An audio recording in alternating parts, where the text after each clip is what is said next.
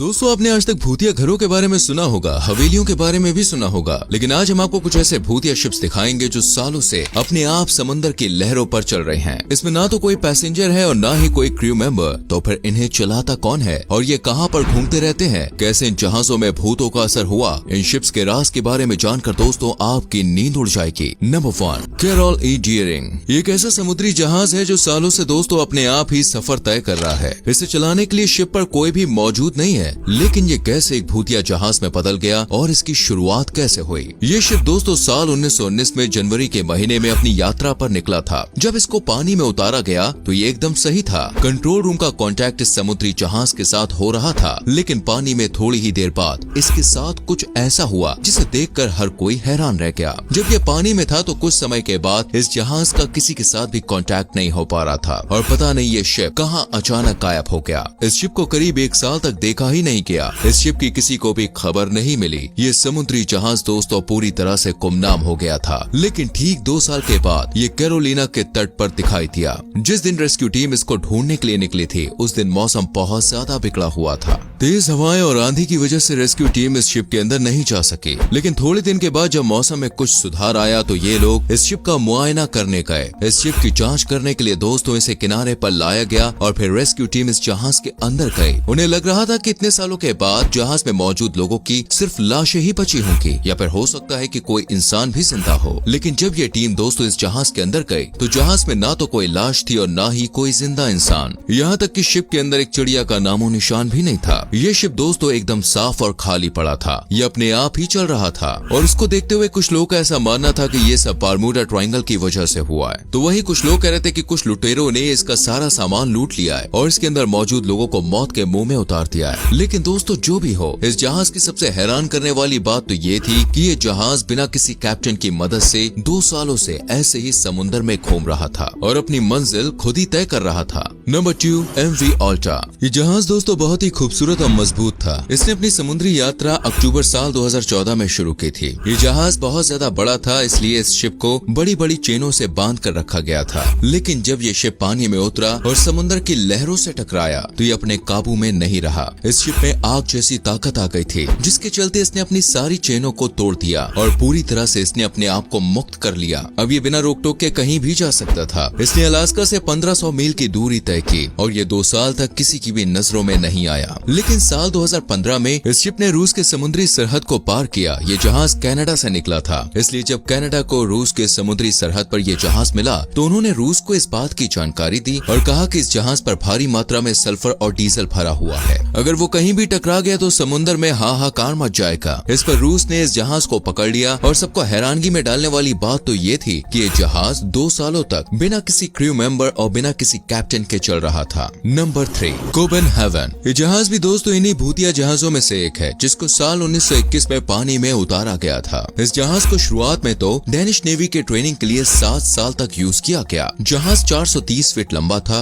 और करीब 20 इस जहाज में फ्लोर्स थे, इसलिए दोस्तों इसे खास मकसद के लिए रखा गया था। ये जहाज साल 1928 में अर्जेंटीना से तो निकल गया जब इस जहाज को अर्जेंटीना से ऑस्ट्रेलिया के सफर पर भेजा, लेकिन ये कभी ऑस्ट्रेलिया पहुंचा नहीं और बीच में ही कहीं गुम हो गया। इस जहाज को ढूंढने की बहुत कोशिश की, लेकिन किसी को भी इसके बारे में पता नहीं चला। सबसे जरूरी और चौंकाने वाली बात तो ये थी कि इस जहाज में बहुत से अच्छे इंजन्स लगाए गए थे, जिससे इस जहाज का बीच में कहीं रुक जाने का तो कोई सवाल ही पैदा नहीं होता। साथ ही समुद्र में कोई हलचल भी नहीं थी, जिससे ये जहाज समुद्र की आगोश में समा जाता। ये जहाज थोड़े थोड़े समय के बाद अलग अलग देशों की सरहदों पर देखने को मिलता है, लेकिन इस जहाज में दोस्तों कोई भी क्रू मेंबर दिखाई नहीं देता है, लेकिन फिर भी ये अपना सफर खुद तय करता हुआ पाया जाता है। Number 4, Octavius. ये एक ट्रेडिंग जहाज था जिसने अपना सफर साल 1761 में शुरू किया था। ये जहाज चीन और लंदन के बीच की दूरी तय कर रहा था, लेकिन दोस्तों ये अपनी मंजिल पर जाने से पहले ही गायब हो गया। इस जहाज पर इसका कप्तान मौजूद था, लेकिन आखिरी बार जब कप्तान ने कांटेक्ट किया तो ये बताया कि वो मुसीबत में है, इसलिए वो इस जहाज को नॉर्थ वेस्ट पैसेज के तट पर ले जा रहे हैं। लेकिन समस्या ये थी कि जिस रास्ते को कप्तान बड़ी ही बहादुरी से चुन रहे थे,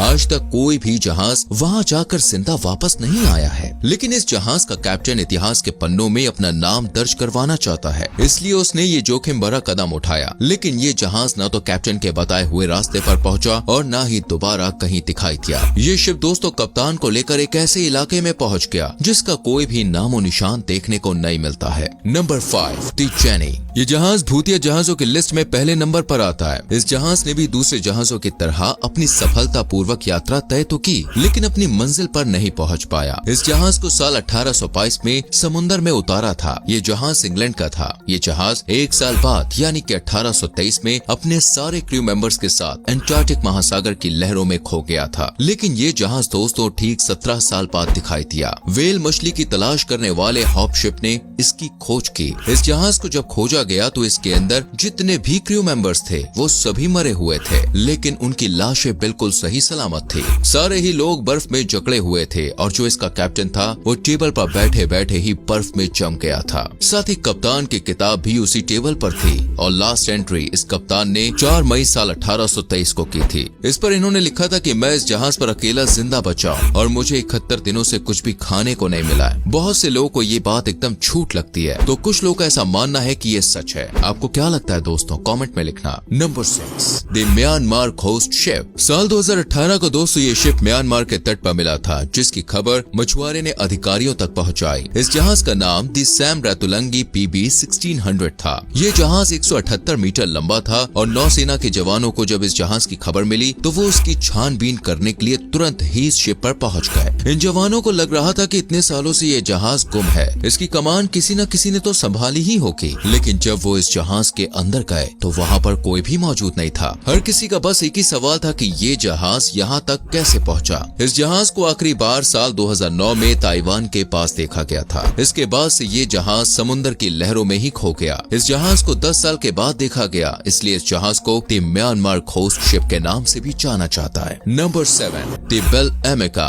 ये भी भूतिया जहाजों के लिस्ट में दोस्तों शुमार है। इस जहाज को 24 अगस्त 2006 में मेडिटेरियन आइलैंड पर देखा गया था। इस खौफनाक जहाज को इटली के कोस्ट गार्डिया तटरक्षक ने खोजा था। जब इस जहाज को कोस्ट गार्डियक ने दूर से देखा तो इसे देखकर उन्हें लगा कि इस जहाज पर कोई भी मौजूद नहीं है। ये जहाज चट्टानों की तरफ जा रही थी, जिसके डायरेक्शन को देखकर कोस्ट गार्डिया ने इसे सबसे पहले दूसरी तरफ मोड़ा और फिर कोस्ट गार्डिया ने अपने क्रू के लोगों से कहा कि तुम लोग इस जहाज की अच्छे से छानबीन करो और इसका पता लगाओ। अभी तक किसी को भी ये मालूम नहीं था कि ये जहाज यहाँ पर कैसे आया, लेकिन जब इसके अंदर मिली हुई चीजों को देखा तो लोगों के मन में सवालों की बारिश होनी शुरू हो गई। इस जहाज में दोस्तों मिस्र देश का फूड रखा हुआ था, जिसे किसी ने आधा खाया था। साथ ही नॉर्थ अमेरिका का मैप भी रखा था, जिन्हें फ्रांसीसी भाषा में लिखा गया था। इसके साथ ही इसमें एक देश का झंडा भी रखा था। इन सब चीजों को देखकर कोई भी ये नहीं समझ पा रहा था कि जब इस जहाज पर कोई मौजूद ही नहीं था तो फिर ये सब सामान कहां से आया, और ये एक रहस्य बन के रह गया। दोस्तों, आप इनमें से किस भूतिया जहाज के बारे में पहले से जानते थे, हमें कमेंट सेक्शन में जरूर बताना। वीडियो को लाइक और शेयर करना और आने वाली वीडियोस को देखने के लिए हमारे पेज को फॉलो करना ना भूलें।